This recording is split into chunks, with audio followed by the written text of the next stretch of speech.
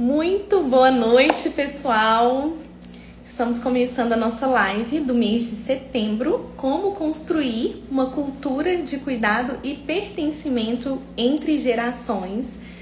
Você que está entrando aí, seja muito bem-vindo, bem-vinda. E já vou chamar os nossos convidados de hoje, que é a Tati Righetti, a nossa psicóloga, e o doutor Gustavo.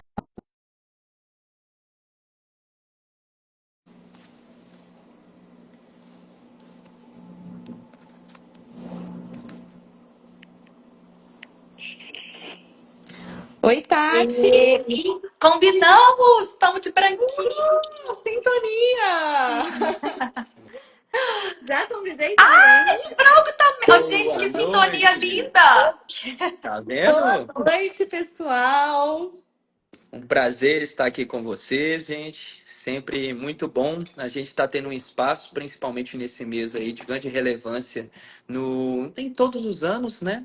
Então, assim, eu acho muito importante os assuntos que vocês me convidaram para estarmos aqui tratando hoje e muito relevante aí para todas as famílias que estão aqui nos acompanhando, para todos que estão aqui nos ouvindo. E é muito rico poder dividir esses ambientes com vocês, né? Então, é um prazer. Muito obrigado pelo convite. E é um privilégio poder estar aqui. Nós que estamos muito honradas de ter sua participação, doutor. Quero agradecer muito o doutor. Ele é meu médico, né, gente? Então, assim, eu queria compartilhar com vocês uma questão também que, coincidentemente, setembro do ano passado, né, eu tive uma crise muito séria que me impossibilitou de trabalhar e fazer o que eu amo. Fiquei impedida por bastante tempo, achando que as coisas não pudessem nem voltar a ser como eram antes. Porque quando a gente fala de saúde mental, é algo que não é visto, né? É sentido. Então, assim, e esse profissional, ele é incrível porque ele conseguiu me tirar de onde eu nunca imaginei que eu fosse estar. Então, assim, eu quero agradecer. Para mim está sendo muito significativo estar hoje com vocês aqui, principalmente nesse mês, que é um mês que tem lembranças, mas que a gente sabe hoje que um dia de cada vez e as coisas podem ser diferentes.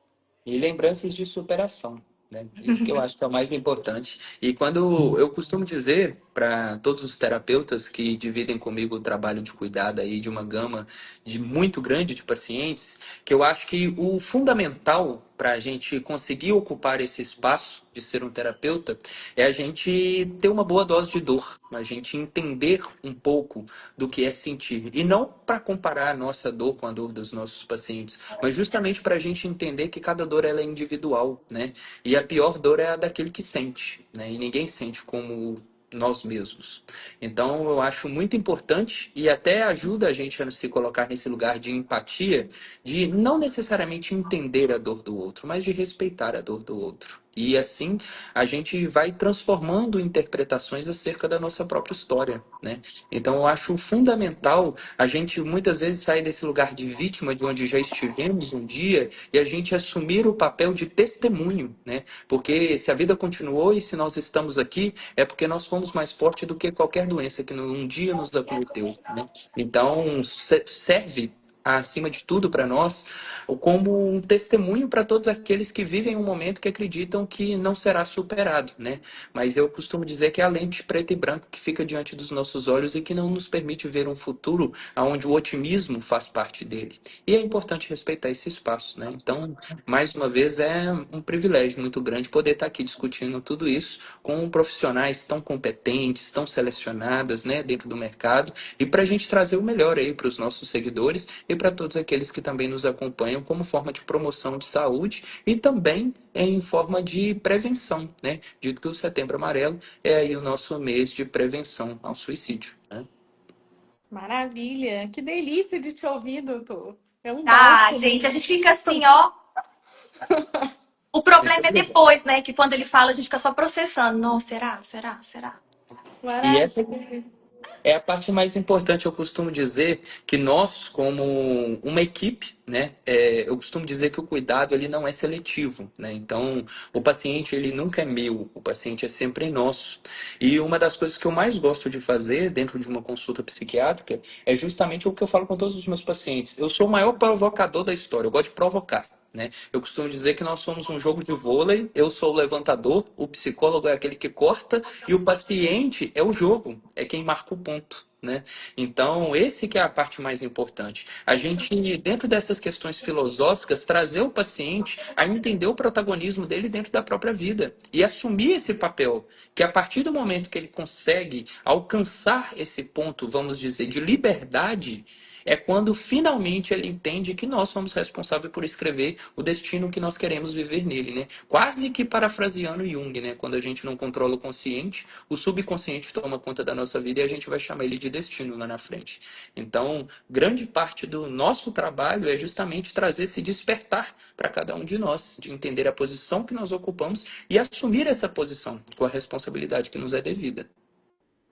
Maravilha! E entrando aí no nosso tema, eu queria ouvir de vocês. O que que significa essa cultura do pertencimento? Por favor, Tatiana.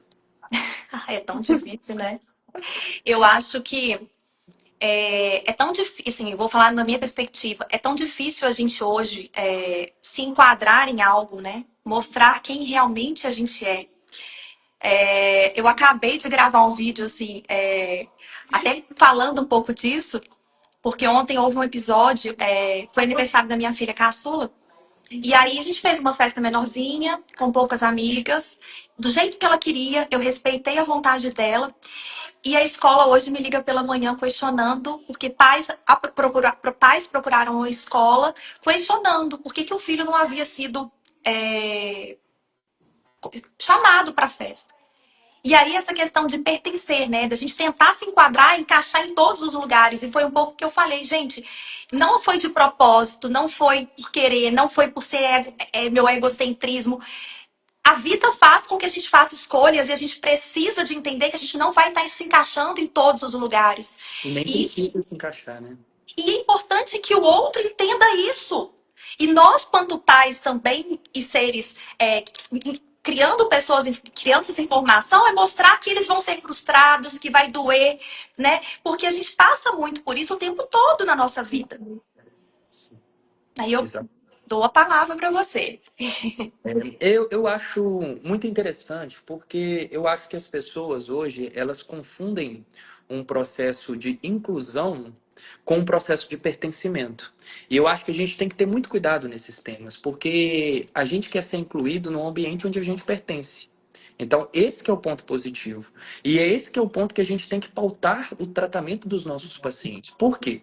Porque não adianta, por exemplo, eu sou uma pessoa que tem uma alta afinidade pela filosofia, pelas questões acerca de nós mesmos, sobre o nosso autoconhecimento, sobre a gente, daquela ideia mesmo de a mente, a consciência, ela vai além do cérebro. Então, quando eu entro em alguns espaços onde eu percebo que existem ideias muito superficiais, assuntos muito, vamos dizer, sobre imagem, materialismo, eu costumo ficar, vamos dizer, um pouco deslocado, né? Quando as minhas questões existenciais elas extrapolam esse ponto. Mas é importante, dentro das nossas funções adaptativas, entendermos qual o papel que a gente desempenha naquele ambiente. Então, o que eu costumo dizer para todos os meus pacientes é: ninguém vai de sunga para a igreja nem de terno para a praia. Cada ambiente exige de nós um posicionamento diante daquele espaço que a gente está ocupando. Então, não é no meio de um jogo de futebol que eu vou ter uma conversa sobre filosofia. E também não é no meio de uma conversa sobre filosofia que eu vou ter uma conversa sobre a importância da aparência e da imagem quanto posicionamento pessoal. Então, entendendo aquilo que o ambiente demanda da gente, a gente consegue integrar e entregar a ele o nosso posicionamento em relação à nossa identidade e à nossa autenticidade. Nós podemos ser nós mesmos em qualquer lugar que nos ocupamos, desde que a gente entende o que aquilo exige do nosso comportamento, o que aquele ambiente exige de nós. E essa ideia de que todas as pessoas devem ser aceitas e inclusas em todo lugar já é uma ideia fadada ao fracasso. Porque simplesmente você pode até incluir uma pessoa em qualquer lugar, mas não necessariamente ela pertence àquele ambiente onde você está querendo colocar ela. Eu tenho um caso muito interessante de um paciente meu, ele era autista nível 1 de suporte e ele tinha 9 anos de idade. E ele era muito excluído da sala dele, porque ele era tido como, entre aspas, né, um CDF, um nerd. E eu acho que hoje em dia eles estão usando até outros termos para designar em relação a essas afinidades mesmo, né? Aquilo que brilha um pouco da curiosidade desses pacientes sobre esses temas diversos. E muitas vezes ele se sentia excluído, ele sentia que ele sofria bullying, e a gente foi fazendo um tratamento de quase um ano, buscando um pouco de não as pessoas dentro da sala de aula aceitarem ele, mas ele aceitar o ambiente onde ele gostaria de estar inserido, porque a sala de aula, para ele, não era um ambiente onde ele gostaria de dividir com aquelas pessoas que também eram responsáveis por uma parcela de dor da qual ele sentia. Então, eu conversei com os pais, né, que eu acho o tratamento de qualquer criança, ele precisa ser 100%. Eu costumo dizer isso, a diferença da psiquiatria do adulto e da psiquiatria da criança é que a psiquiatria do adulto é a psiquiatria centrada na pessoa, e a psiquiatria da infância é a psiquiatria centrada no ambiente. É o ambiente que influencia. E aí eu conversei com os pais sobre levar ele numa convenção que estava acontecendo em São Paulo, que é a Comic Con. E aí, eles falaram que eles nunca viram um sorriso tão genuíno e ele tão feliz na vida quando ele estava naquele ambiente. E isso permitiu com que a gente reduzisse exponencialmente as medicações que a gente estava usando, porque ele encontrou com a sua própria realização pessoal. Ele falou: olha, eu não sou um estranho no ninho, eu não sou um estranho no mundo, existem várias outras pessoas que dividem os mesmos gostos, os mesmos interesses e onde não são julgadas por isso. Então ele encontrou de fato seu pertencimento. E isso não foi incluindo ele em qualquer lugar. Isso foi incluindo ele num ambiente onde ele fazia questão de estar, aonde ele desejava estar. E aí a gente entra dentro daquela ideia principal de entender que ninguém nos ofende. Somos nós que nos sentimos ofendidos. Então, não adianta uma pessoa falar para mim várias coisas que não existem relevância no objetivo de tentar me ofender. Da mesma forma que quando a pessoa fala uma coisa que toca num ponto de insegurança meu, mesmo que não seja no sentido, no âmbito da ofensa, eu posso me sentir ofendido mesmo sem ter sido de fato a intenção da pessoa que proferiu aquelas palavras em relação ao meu respeito. E o que é a importância da gente entender isso? Que a ofensa ela não parte do outro. A ofensa ela parte de nós mesmos, quando nós não entendemos os pontos das nossas falhas de autoestima, das nossas falhas da autoconfiança, das nossas próprias inseguranças. E a gente projeta no outro a responsabilidade de ser sensível comigo. O outro que não pode pisar no meu calo, o outro que tem que pisar em ovos, porque se ele fizer diferente, eu vou me sentir ofendido e, portanto, eu vou tomar as minhas medidas contra o outro. E o ser humano, ele não vai conseguir se sentir livre de verdade enquanto for escravo do seu próprio desejo. Ainda que o desejo seja ser respeitado pelo outro, mas não necessariamente respeitar o espaço do outro também se expressar. E aquela a forma com que o outro se expressa, ela não necessariamente ela precisa caber em mim. E nem eu caber dentro daquela perspectiva do outro. Eu costumo dizer que tem uma música muito bonita, que é uma frase de libertação dos filhos para os próprios pais, às vezes, ou para qualquer aquele que tem uma figura de, vamos dizer, de admiração, de respeito acima de si própria, que é uma libertação da expectativa que o outro coloca sobre nós. É uma frase de uma música que chama Bom Dia, do 3030, que fala: não projete em mim a sua frustração. Do jeito que eu vim, que eu sou, é como eu vou terminar. Não projete em mim suas ambições. A confiança que eu carrego não cabe no julgamento. E não projete em mim em vão. Eu só lamento se eu tiver que te decepcionar. Antes você do que eu, a certeza que eu criei é maior do que o entendimento. Então, esse trecho dessa música, ele mostra uma libertação em relação ao desejo do mundo em quem eu seja.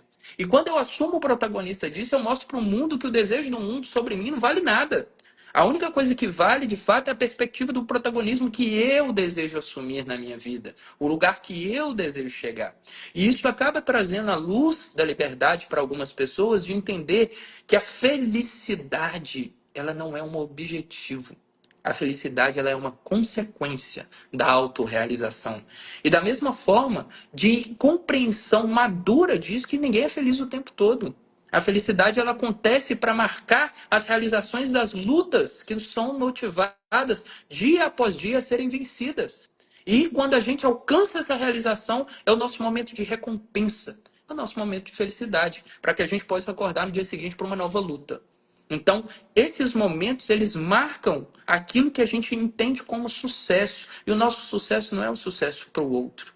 O nosso sucesso é um sucesso para nós mesmos. E eu costumo dizer muito isso para os meus pacientes, principalmente naqueles momentos que eles chegam ao insight, que eles processam, chegam naquela elaboração complexa e eles viram para mim falando: Nossa, doutor, entendi tudo. E às vezes eu tô olhando para ele e falo: Meu Deus, eu não entendi nada. Mas eu só isso lá dentro, né? Tá processando aquilo e por fora eu viro para ele: Perfeito! Esse é o verdadeiro objetivo. Eu não tenho que entender nada. Quem tem que entender é você. Às vezes a gente precisa se colocar nesse lugar da humildade, de saber que nós não somos responsáveis pela compreensão da dor do outro. A gente é responsável pela condução do outro a que ele encontre por si só as próprias elaborações. E quando ele conclui isso, isso só vale para ele. E essa é a liberdade dele. Então resta a mim concordar. É isso mesmo. Que bom que você chegou a esse ponto. Então, a partir daí, quais são as suas perspectivas futuras de crescimento? A partir daí, qual que é o seu desejo de alcançar nesse processo uma realização ainda maior? Porque a gente tem um entendimento que, diante de toda a nossa biologia, a gente está aqui por um motivo: evoluir. Então, aquele que nós fomos ontem não serve como ponto de comparação daquele que nós seremos amanhã. Porque nós passamos a vida inteira, às vezes, para tentar entender a gente mesmo. Então, que prepotência é essa de querer sentar em um ano, em dois, em cinco ou em 10, querer entender 100% da vida do nosso paciente? Eu não sei nem de mim mesmo, como é que eu vou saber o do outro? Então, eu não estou ali para entender do paciente. Eu estou ali para acolher o paciente e conduzi-lo à própria compreensão. Esse é o ponto, eu acho que, como que eu posso colocar? É o pináculo da saúde mental, né?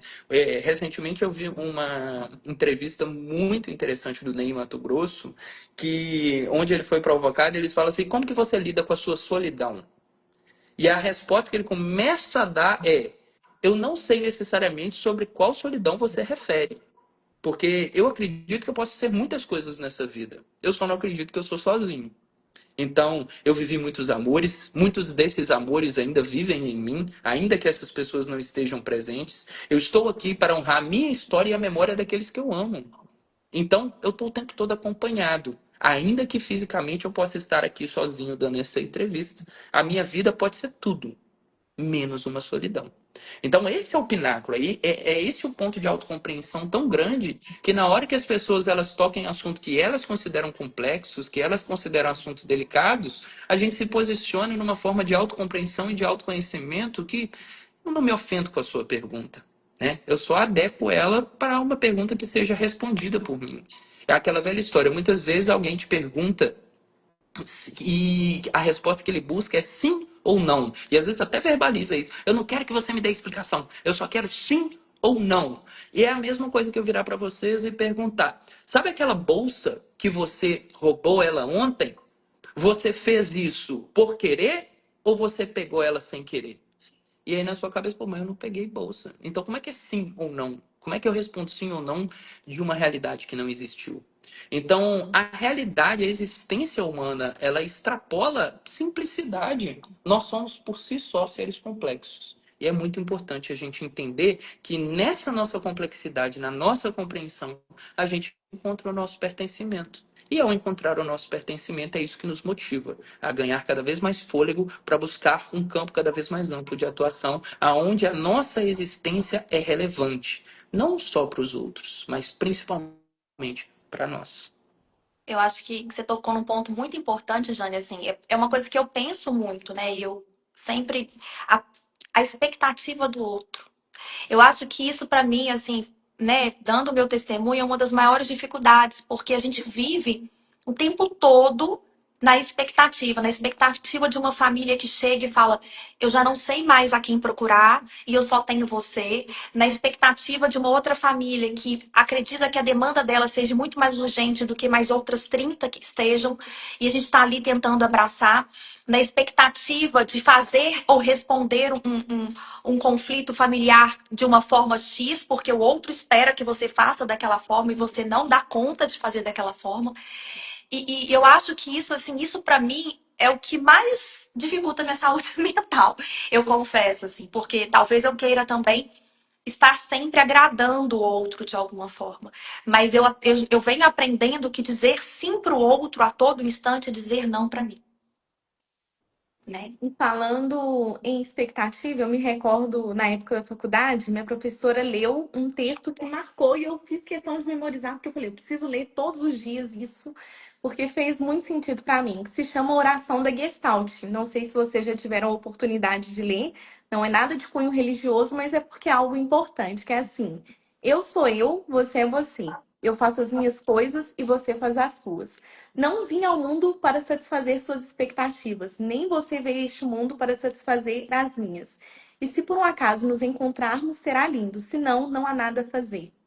Diz muito, né, sobre esse olhar do outro sobre a gente esperando algo. E sobre como a gente vai interpretar isso também, que o outro lança sobre a gente.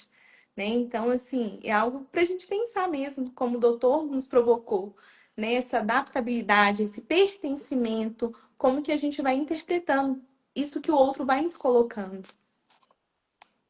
Isso é fundamental.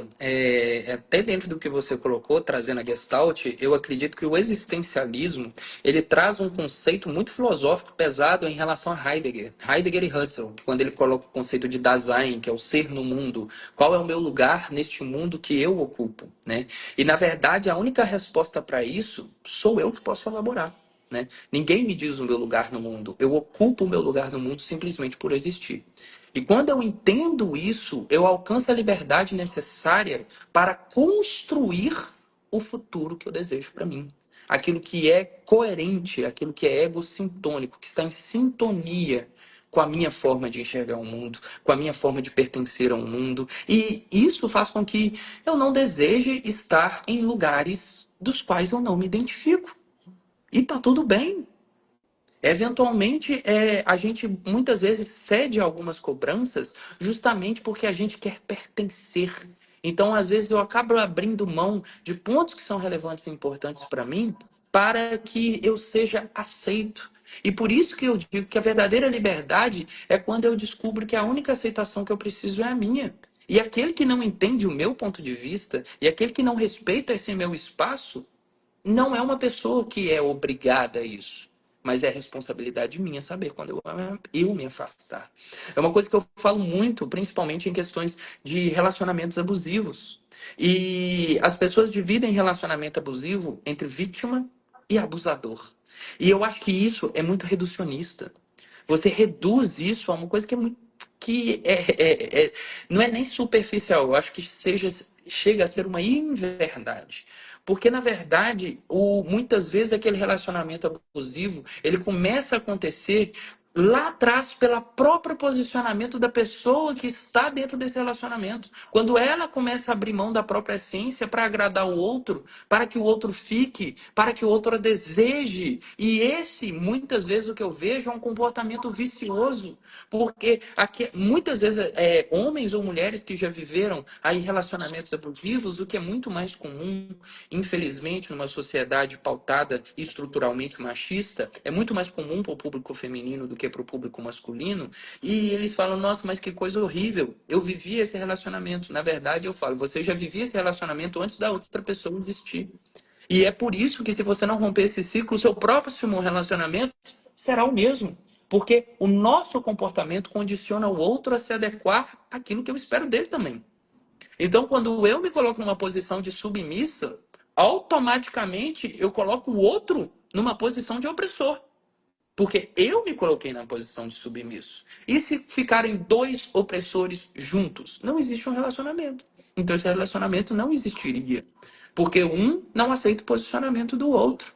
E essa aceitação, existem duas formas disso. Ela é condicionada, ou seja, a pessoa que viveu um mundo onde ela precisa sempre estar provando o seu valor para que ela seja recompensada, para que ela seja reconhecida, e aquele que entende que não tem que provar nada para ninguém.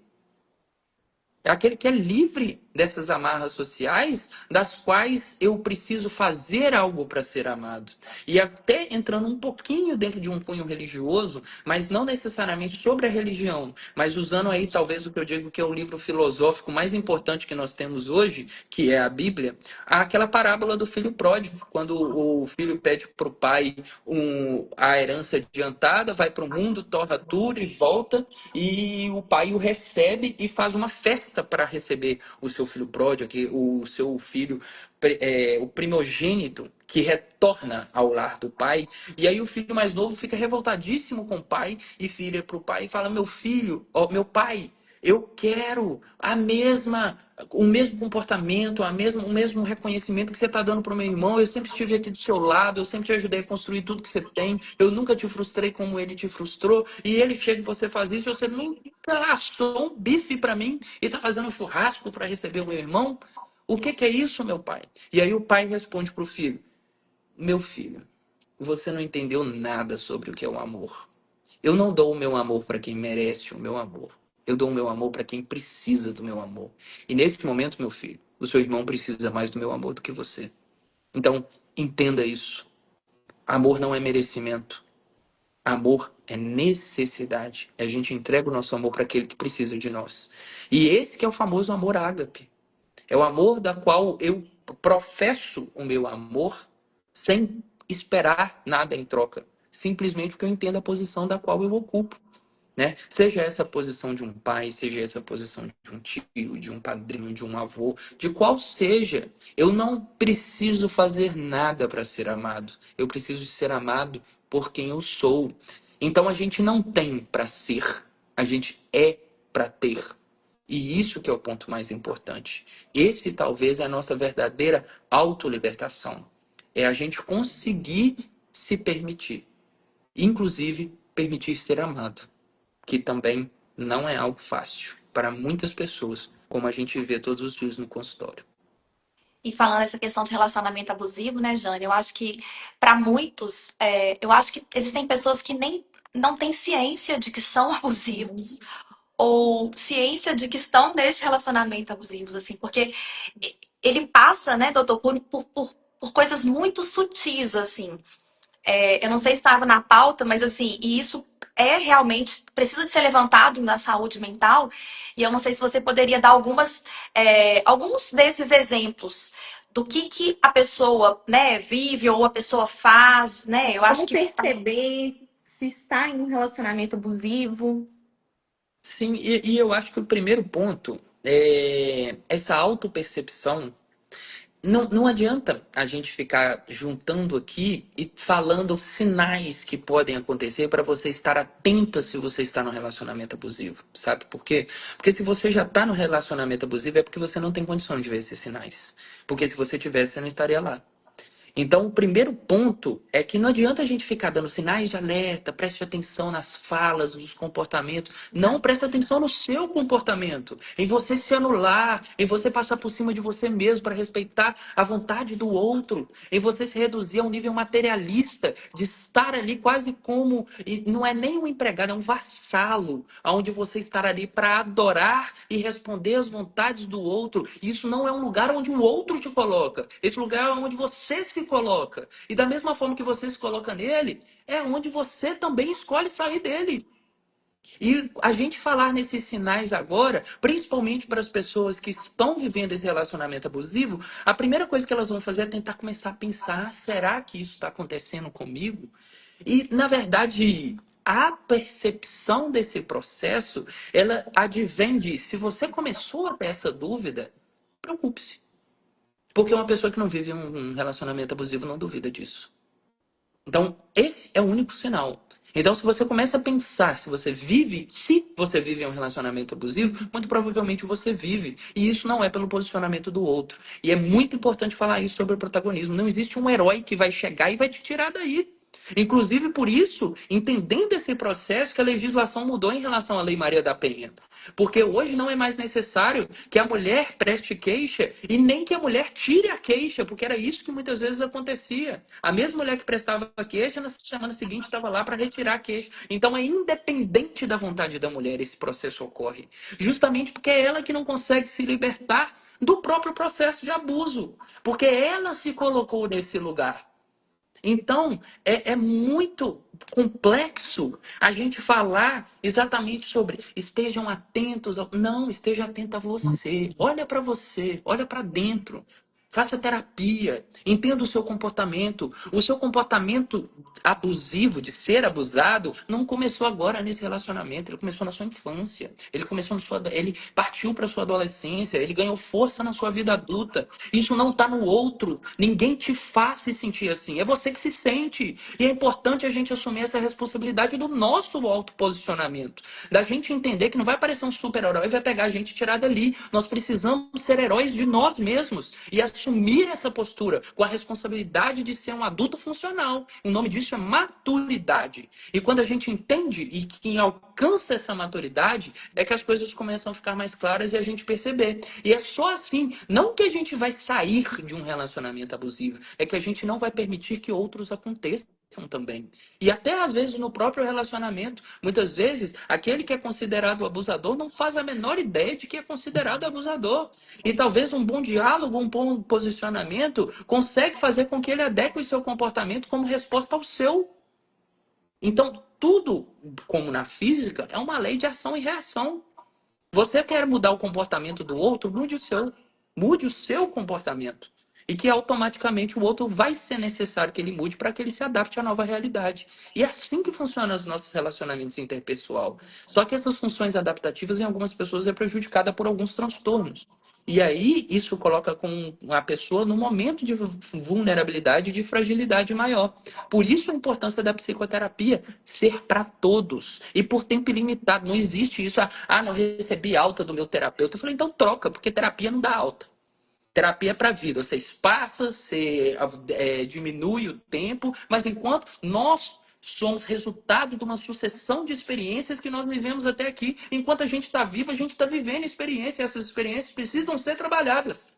Então, eventualmente, a alta pode acontecer de um tópico que estava sendo trabalhado, mas não do acompanhamento. O acompanhamento ele é para a vida toda, na mesma frequência que você precisa ir na academia. Ou seja, desde que você começa a andar até o dia que você entrar numa cova. Ou seja, é para a vida inteira. É um comportamento contínuo. Do mesmo jeito que você trabalha o seu corpo, você trabalha a sua mente, porque isso é uma unidade. A gente não loteia. A gente não divide o nosso corpo em lotes.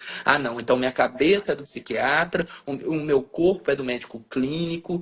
Não, você é um só, por inteiro, e uma unidade. E tanto o seu corpo físico altera as suas funções mentais, quanto seu posicionamento mental altera o seu corpo físico. Então, por isso que é importante da gente saber se questionar. Esse é o grande ponto. A gente se questionar. Aí a gente vai conseguir alcançar a liberdade que a gente almeja para nós. Então, esse é o pensamento socrático, né? Você só alcança a humildade de aprender quando você entende que de nada sabe. Então, só sei que nada sei é isso. Eu abro minhas experiências para que eu consiga me questionar.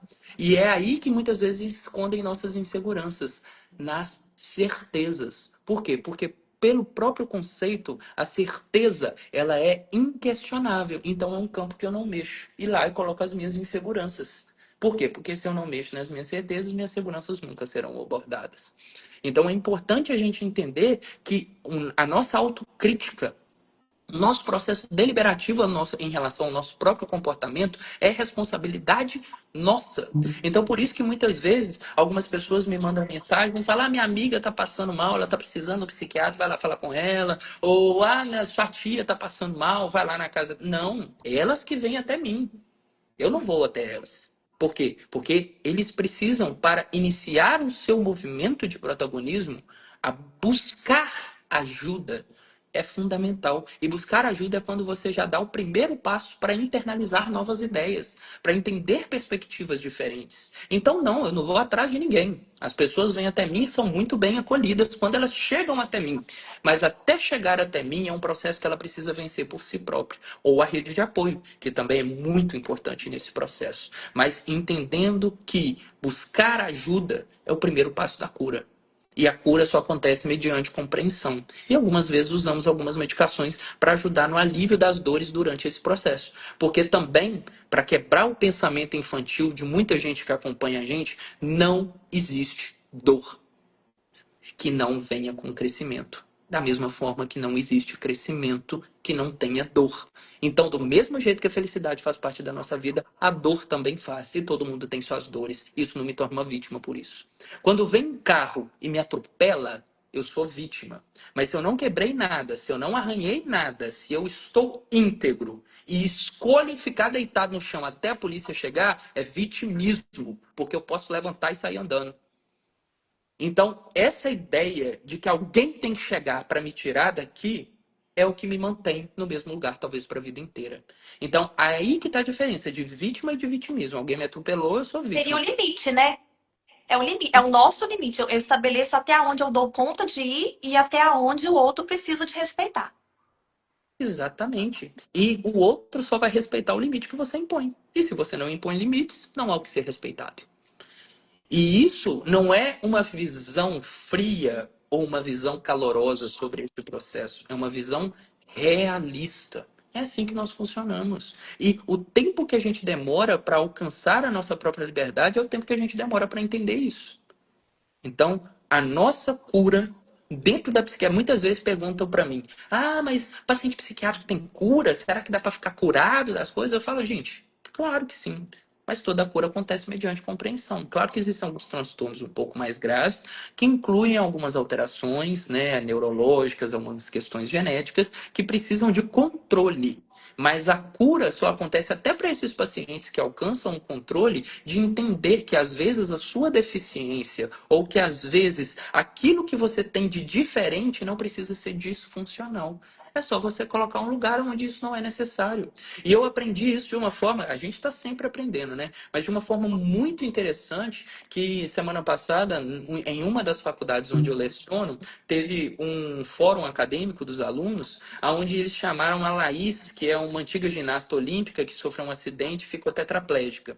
E ela falou justamente sobre isso. Ela falou assim: o único músculo que eu consigo movimentar hoje é a minha boca, os meus olhos e as minhas expressões faciais. E é aquilo que sobrou. E é com isso que eu escolho trabalhar hoje. Por isso que eu sou palestrante. Para mostrar que eu não sou vítima pelo que aconteceu comigo. E sim, muito pelo contrário. O meu testemunho, que a minha vida ela acontece diante dos meus olhos. E eu me coloco num lugar onde eu acho que eu devo estar. E por isso que hoje eu tô aqui em cima palestrando para tanta gente. Então, essa que é a ideia. As nossas limitações, elas são impostas por nós mesmos. É a gente que acredita. E aí, mais uma vez, parafraseando a Bíblia, é justamente o que Jesus fala para Pedro quando Pedro afunda lá no Mar da Galileia. Quando Jesus está andando sobre a água, Pedro fala: "Meu Deus, como é que você está aí?" Ele fala assim: "Você também consegue, venha." E aí Pedro começa a andar e ele chega perto de Jesus, dá um trovão e Pedro afunda.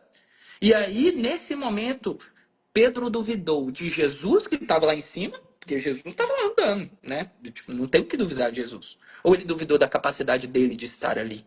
E aí é nessa hora que Jesus, também com toda a sua ironia, aponta o dedo para Pedro, ri da cara dele e fala: "Homem de pouca fé, porque não acreditaste?" E na passagem seguinte, Jesus está andando, encontra com o filisteu cego.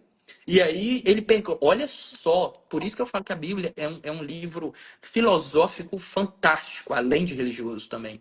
Porque Jesus poderia chegar lá no cego, o cego podia estar com fome, o cego podia estar querendo uma casa, o cego podia estar querendo que dá alimentos para os filhos dele, o cego podia estar querendo qualquer coisa. E Jesus ele tem a humildade de virar para o cego e falar: "O que tu queres de mim? Como que eu posso te ajudar?" Porque eu não te ajudo do jeito que eu quero te ajudar. Eu te ajudo do jeito que você precisa ser ajudado. E diante daquilo que você considera que é importante para você. E não que eu considero. E aí o cego vira para Jesus e fala: "Eu gostaria de voltar a enxergar." E nesse momento Jesus pega o barro, passa nos olhos do cego e o cego volta a enxergar. Nesse momento, o cego cai de joelhos e posiciona-se para beijar os pés de Jesus. E Jesus pega o cego, levanta ele pela roupa e fala: vai, meu filho, a tua fé te salvou. Não foi eu. É o fato de você acreditar. Se você não acreditasse, nada disso seria possível. Então, o tempo todo, inclusive nos livros religiosos, é apontado para nós, a nossa responsabilidade da condução da nossa vida. Então, esse protagonismo ninguém pode assumir, apenas nós. E a gente não pode esperar que outra pessoa ocupe esse lugar. Então, o tempo que a gente demora para cura é o tempo que a gente demora para compreender o nosso espaço, onde a gente pertence e é como nós existimos. Porque aí que está um ponto muito interessante, que nessa questão da existência, a gente lembra daquela filosofia descartiana, né, que Descartes falava penso, logo existo, mas logo ali na frente, ele também é contestado por Heidegger, porque Heidegger coloca, enquanto penso, não existo, só existo quando não penso. E o que que ele coloca dessa forma? Só se materializa na realidade aquilo que eu ajo para existir. Então, enquanto eu estou pensando, eu não criei o mundo que eu quero viver nele. Eu só crio o mundo quando eu quero viver nele, quando eu saio do campo das ideias e entro para o campo da ação. E aí eu concretizo aquilo que um dia eu idealizei. Isso é protagonismo. E isso é entender o espaço que a gente precisa ocupar. E esse espaço, ele precisa ser requerido por nós. Porque se nós não delimitamos o nosso espaço será invadido para o outro e a gente vai falar que é culpa dele. Então, este que é o grande ponto. Não existe abusador. O grande ponto é até que ponto eu me permito ser abusado. Então, aí que está a ideia da nossa liberdade. Porque do mesmo jeito que tem muita gente abrindo mão do seu espaço, tem muita gente buscando um espaço para expandir o seu. Então, aquele ditado popular, né? Para todo bobo que acorda, acorda um esperto junto com ele. Então, é importante a gente entender a nossa responsabilidade da nossa construção e da condução da nossa vida. E a gente não colocar isso na mão de mais ninguém. Então, esse que é o ponto que eu acho fundamental. Maravilha! A gente vai chegar no momento da nossa live para abrir as perguntas para quem quiser mandar aí para o doutor, para a Tati. A Lud colocou assim, ó, como é difícil chegar nesse momento de olhar, fazer uma análise do que estamos passando, né? Aceitando, adorando. E sabe as palavras do doutor Gustavo. Obrigada. Muito obrigado, Lud. Fico feliz e, como eu disse mais uma vez, a minha única ideia aqui é provocar, porque o pensamento ele precisa ser elaborado por você. Então, continue nesse autoquestionamento, continue perguntando sobre as respostas que você ainda não tem. Porque o caminho não existe a resposta correta, mas existe o caminho correto, que é a busca. Então, enquanto você estiver buscando, você está na direção certa. Então, essa aqui é a ideia, ainda que essa busca dure uma vida inteira. Maravilha. Eu separei aqui uma pergunta para te fazer, doutor Gustavo, e para fazer para a Tati também. Não, eu só tô de É, ouvinte aqui hoje. Agora o doutor Gustavo deixa ele Não. provocar todo mundo aí. Perdão, Tati, que eu também tô Não, eu tô. Você tá me invadindo também. provocando, doutor Gustavo, porque eu já também não tô numa semana muito boa, então tô sendo provocada. Depois eu vou marcar minha sessão. Acabando aqui, eu Maravilhoso. já mando o WhatsApp. Sempre vai ser um prazer. quais são os maiores desafios que vocês observam hoje em consultório? Os desafios emocionais que as pessoas estão enfrentando? Pode falar primeiro, Tati. Eu acho que a minha perspectiva é muito mais assim, pensando nas famílias, nas crianças, né, dentro do nosso mundo, assim. É, eu acho que principalmente, né, em saber lidar com a diferença, em saber lidar com a idealização de algo, do luto, vive-se o luto quando se tem um diagnóstico de um filho. Né? Então, assim, eu esperei, eu projetei, eu idealizei a vida do meu filho por muitos anos e hoje eu tenho uma criança a qual eu não conheço realmente. Então, assim, isso eu acho que gera muita angústia, muita dor e às vezes a gente precisa de trabalhar muito isso e trabalhar essas famílias. Né? Então, eu acho que aqui eu sinto muito pensando por esse viés e pensando também nos profissionais da saúde, porque não é fácil, gente, não é fácil, né? Ser um profissional da saúde nesse aspecto, porque a gente fica muito assim, você tem feito terapia? Como que tá? Porque é algo que nós somos muito cobrados, principalmente nem pelo terceiro, por nós mesmos. Né? E a gente tem que estar o tempo todo equilibrando isso, ou as transferências que a gente tem diante de problemas de outras pessoas e que nos acionam gatilhos. né? Então, eu vejo mais dessa forma. E aí é muito formidável, né, esses desafios que o profissional de saúde enfrenta, mas ao mesmo tempo, até parafraseando Freud, do qual eu tenho uma admiração profunda, sendo psicanalista, né, e eu esqueci essa parte, eu sou psicanalista, né, e também gosto muito da área filosófica, até porque é daí que parte toda a construção psicanalítica. E eu gosto de usar essa linha justamente porque eu uso a psicanálise para entender como que a pessoa se desenvolveu até aqui, para a gente começar a criar um esboço de sua estrutura mental. E eu sempre gosto de encaminhar para uma psicóloga, para uma terapeuta, que tem uma linha um pouco mais prática, geralmente direcionada a uma TCC. Porque a TCC é a aplicação daquilo que você construiu.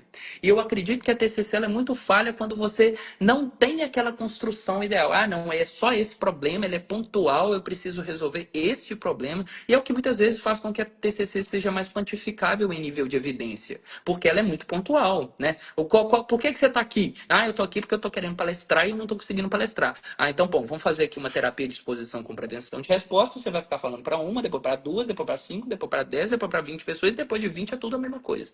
Então, pontuou e não entendeu de fato por que essa pessoa, qual é essa insegurança que essa pessoa tem em falar para alguma outra pessoa ou para uma multidão.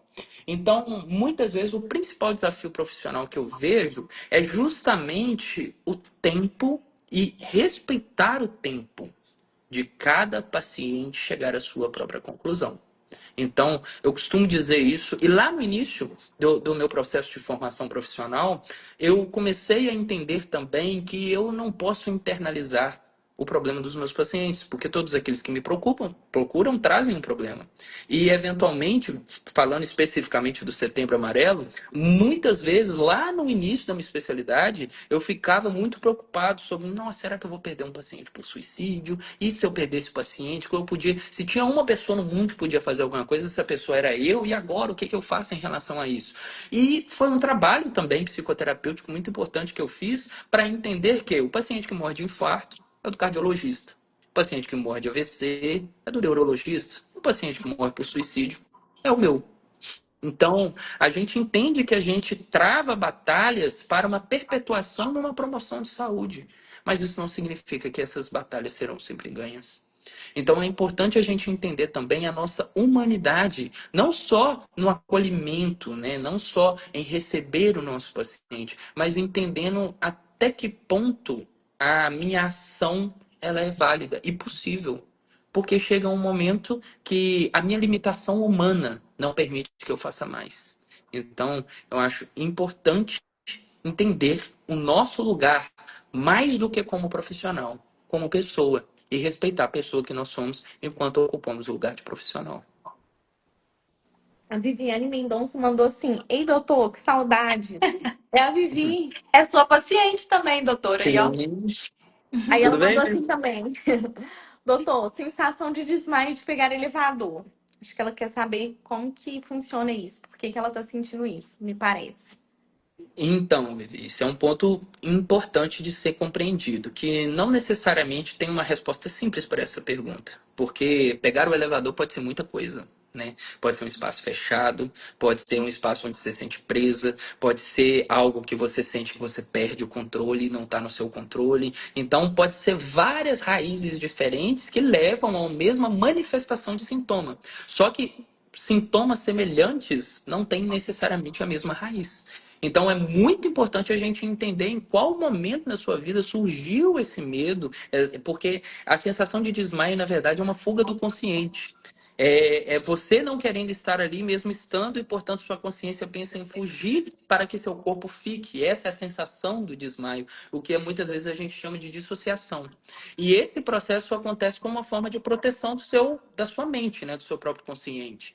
E é entendendo o que move o seu subconsciente nesse processo, ou o seu pré-consciente, que te condicionou a nesse ambiente e você está fragilizada. E só quando você tiver a resposta dessa pergunta, que ela é única e exclusivamente sua, que você vai começar a entender o porquê que isso acontece. E a partir dessa compreensão, você vai conseguir assumir alguns papéis de adaptação ou de reinterpretação dessa mesma experiência que teve esse resultado final, e aí a gente muda essa interpretação e a gente muda o resultado final. Uhum. Maravilha, já estamos caminhando para o final. Quem quiser mandar mais perguntas, pode Ah, fazer. e aqui, aproveitando, conta do livro. Ah, exatamente, né? No final deste ano, vou estar tendo um privilégio aí de poder estar lançando o meu livro, tá bem? Assim, é um projeto piloto, né? Eu estou me lançando pela primeira vez como escritor, né? E é um ponto muito importante, porque o nome do livro é A Natureza da Vida na Vida. É uma leitura profundamente breve. Isso é o nome, é o subtítulo do livro, né? A Natureza da Vida na Vida, uma leitura profundamente breve. Porque o que eu tive o interesse de fazer com isso? Como eu disse que o meu papel muitas vezes é provocar, então eu queria provocar muitas vezes nos meus próprios pacientes, aqueles que muitas vezes também não têm o hábito da leitura, né? Uma leitura consistente, profunda, porém rápida. Eu costumo dizer que é uma leitura de banheiro, que você leva o livro para o banheiro e você sai de lá com ele lido já. Então, muitas vezes isso vai trazer o despertar da consciência de entender o espaço que cada um de nós ocupamos, de entender como nós mantemos aqueles que nós amamos próximo de nós e não são por gaiolas nem por correntes, e sim pelo desejo do outro de ficar. Então, é respeitando esse espaço, né? Na verdade, essa breve história ela contou o enredo aí de pássaros, né? De os pássaros que vivem na gaiola, os pássaros que vivem no jardim, o cuidador de pássaros de gaiola e o velho da praça, que é o que está lá todo dia jogando milho para os pássaros, né? Então, assim, o maior medo do cuidador dos pássaros que vivem na gaiola é todo dia os pássaros têm alimento, têm segurança, têm cuidado, têm água, têm tudo que eles precisam, menos a liberdade. E muitas vezes eles escolhem abrir mão de tudo isso. Basta o cuidador deixar a porta da gaiola aberta. E eles voam buscando sua liberdade. Ainda que eles morram nesse voo, eles morrem por um propósito que é muito maior do que aquilo que eles viviam antes. E da mesma forma que o velho da praça, ele não se preocupa em prender nenhum pássaro. A única coisa que ele se preocupa é estar todo dia jogando milho. E aí os pássaros que estão por ali naturalmente vêm até ele. Não porque ele precisa prendê-los, mas porque é conveniente aos pássaros. Então, ele cria um ambiente rico à sua volta para que ele receba aqueles que ele deseja receber. E eles vêm se for do próprio desejo. E eu não preciso prender mais ninguém.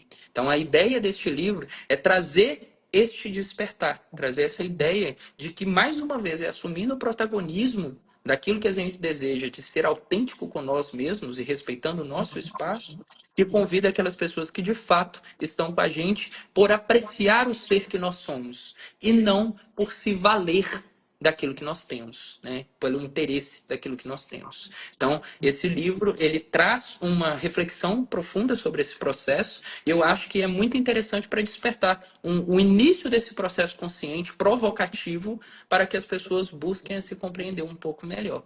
E aí, na verdade, esse livro é uma prévia, né, de um livro mais importante que será lançado daqui a 2 anos, que é, na verdade, A Razão, o nome do título é A Razão dos Porquês. O que existe por trás do óbvio.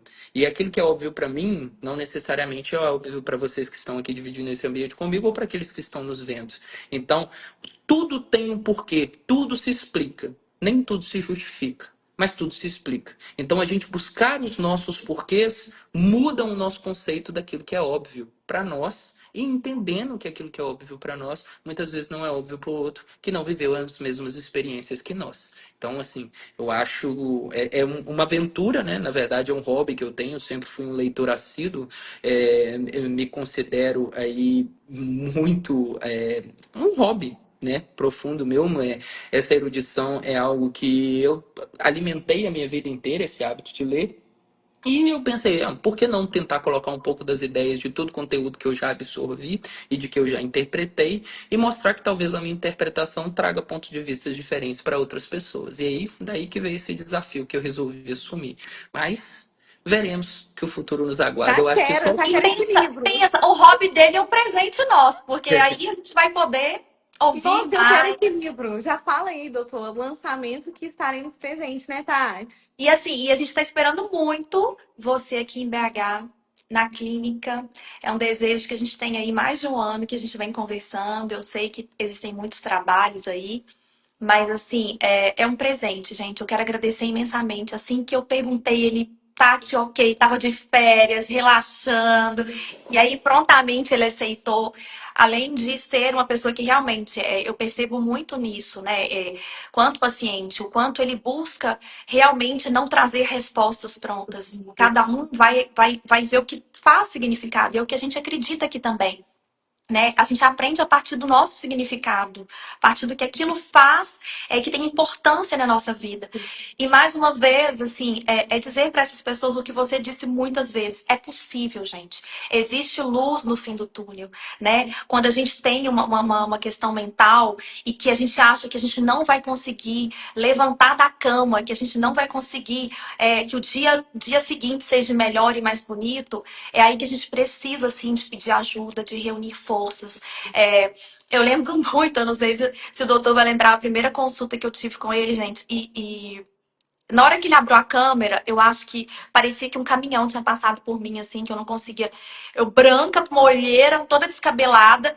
E aí foi o processo dele me ajudar e a gente juntos ir melhorando. E aí, depois de um tempo, eu abro a câmera, eu acho que aí era eu ali novamente. E assim, foi muito legal, porque eu vi no olhar dele: olha, eu acho que ela agora tá voltando, tá florescendo. Porque literalmente eu era uma pessoa que eu não era naquele momento, mas que eu precisei de ajuda. Então, eu queria muito, assim, dizer que a gente não tem que ter vergonha de dizer que tá difícil, de que a gente tem uma questão na saúde mental. Pelo contrário, a gente tem que levantar e ajudar, e erguer. E é isso, assim. E é exatamente isso, e sempre lembrar que nós somos a sucessão de experiências que nós vivemos até aqui. Então é importante também, Tati, você nunca esquecer que aquela Tati que apareceu naquele dia, naquela ligação de vídeo, ela também existiu e existe aí dentro de você. E muitas vezes que é ela, aquela Tati, que te motiva a ser melhor a cada dia. Então, é muito importante a gente trabalhar, porque uma coisa que eu sempre falo é justamente isso. Não existe experiência ruim, nem experiência boa. Bom ou ruim é o que que a gente faz com a experiência que a gente tem. E é importante a gente ter a consciência de que somos nós que escrevemos a nossa história diante daquilo que a gente interpreta dela. Então, mais uma vez, está nas nossas mãos o protagonismo da vida que a gente quer construir pra gente. Doutor Gustavo, tem um comentário aqui para você. Doutor Gustavo é um profissional espetacular. Sou paciente, seu carisma, sua paciência, sua forma de você conversar e atenção faz com que o paciente se sinta seguro e que existem dias melhores. Ah, isso é a minha realização. Eu quero agradecer muito, Tamara, porque isso é o que me dá gás todos os dias para fazer aquilo que eu faço com muita dedicação e que é aquilo que eu sinto que de fato é o meu propósito, aquilo que eu nasci para fazer e conseguir tocar outras vidas. Eu sou espírita, então uma oração que eu tenho como um mantra para mim é que, meu Deus, eu sei que eu sou falho e que eu não mereço estar aqui te pedindo algo. Mas se você me permite te pedir ainda assim algo, é que me permita ser uma bênção para os outros.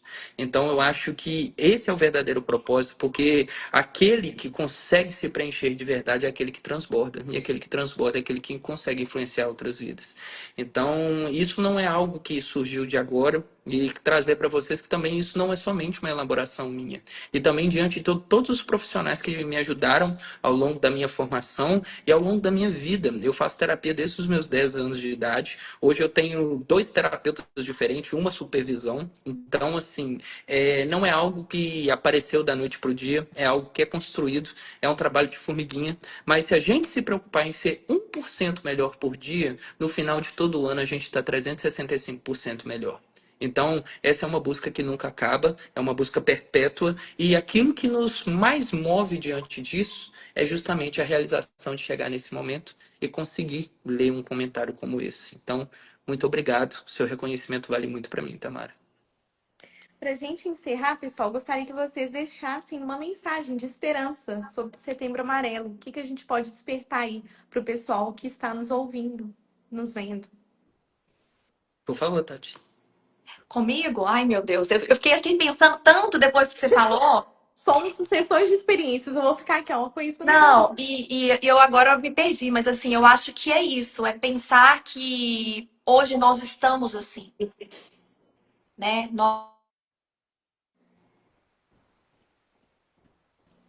Tati, ficou mudo. Ficou mudo, Tati. Você tá ouvindo Tati, a ficou gente? mudo. O telefone começou a tocar. Ah, Tá ouvindo? Agora tá. sim. Eu acho que é isso, assim, da gente pensar que nós não somos, nós estamos, né? Então, hoje eu estou nesse lugar. O que que eu posso pegar de aprendizado? O que eu posso oportunizar de melhor para o outro? O que eu dou conta? O que eu não dou conta? E a gente precisa de dizer, porque querer agradar a todos é se desagradar.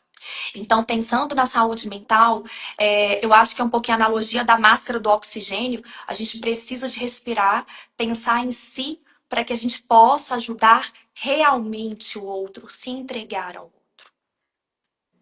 Reni, maravilhoso isso, Tati. E assim, é até um pouco difícil complementar, né? Mas eu diria que Olha talvez como que ele faz comigo. um pouco desse processo é entender que até para aqueles que a gente ama, se a gente ama de verdade, a gente precisa buscar entregar a nossa melhor versão. E é responsabilidade nossa construir a versão da melhor forma que a gente tem sobre nós. E por isso que esse nosso protagonismo, muitas vezes, quem vale também no nosso protagonismo é aqueles que a gente ama e aqueles que nos amam também.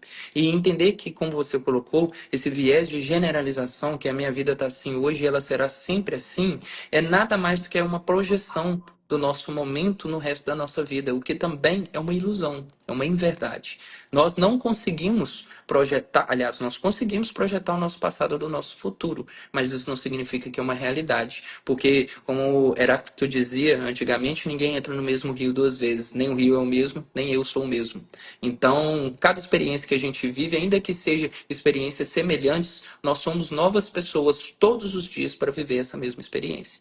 E isso transforma essa mesma experiência em algo completamente diferente. Então, cuidado, porque talvez a maior resposta e a maior chave para a sua cura não é o fim da sua vida, e sim a continuação dela. E só assim você será de fato curado. A maior esperança é a própria vida, que vai dar tempo suficiente da gente curar e da gente cicatrizar as nossas próprias dores. E a cicatriz, ela não é uma marca de tristeza ou é uma marca de trauma. A cicatriz, na verdade, é uma marca de força que mostrou que a gente passou por esse momento. E se a gente está aqui hoje, é porque a gente superou ele. E se ele existiu na nossa vida, é porque ele não teria existido se a gente não existisse. Então nós somos maior do que ele. Nós somos maior do que esse momento. E basta apenas mais de um estar acreditando em você ou presente, porque, mais uma vez, a religião também é imprescindível na nossa vida.